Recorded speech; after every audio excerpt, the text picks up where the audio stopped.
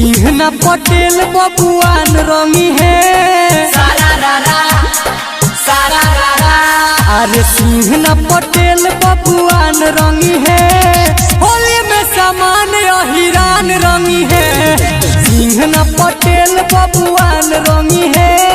होली में सामान अहिरान रंगी है होली में सामान अहिरान रंगी है होली है सनहिया रिकॉर्डिंग स्टूडियो कटसा।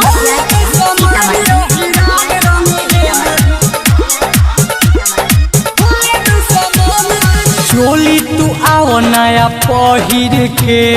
मानी लो बात तू अहिर के गलिया तलाल तोरी करबे करी रंग दिहे ढोरियो तोर पहिर के अरे अब की ना बचबो बुझले अरे चोली तू आओ नया पहिर के मानी लो बात तू अहिर के गलिया तलाल तोरी करबे करी रंग दिहे ढोरियो तोर गहिर के बुढ़ावा से लड़का नौजवान रंगी है अरे बुढ़ावा से लड़का नौजवान रंगी है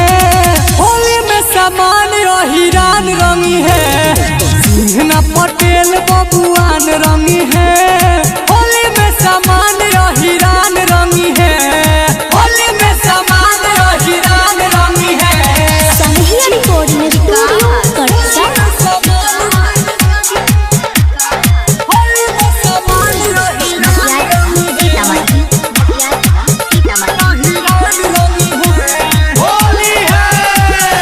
बारू तू जादो जी के बस्ती में ढोलतावे सब मस्ती में दीपक दीवाना आ सोनू संगे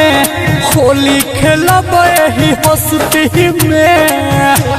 अरे पूरा हैरान कैला कहा सुन बारू तू जादो जी के बस्ती